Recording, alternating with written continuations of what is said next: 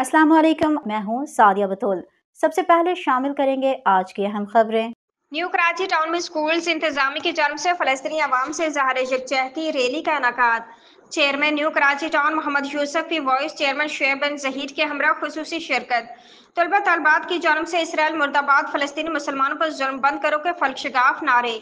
हमें आलमी बरादरी को झंझोड़ना होगा कि वो इसराइली दरिंदगी का नोटिस लें और फलस्तीनी मुसलमानों की फौरी मदद करें। चेयरमैन मोहम्मद यूसुफ, पाकिस्तानी कौम हर हाल में अपने फलस्तीनी मुसलमानों के शाना बशाना खड़ी है। Vice chairman Shoaib bin Zaheer.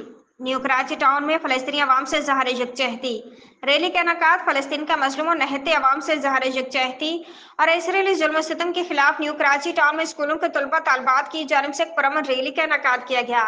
Rally में chairman new Karachi town Mohammad Yousuf और वाइस चेयरमैन शुएब बिन जहीर ने खसूसी शिरकत की।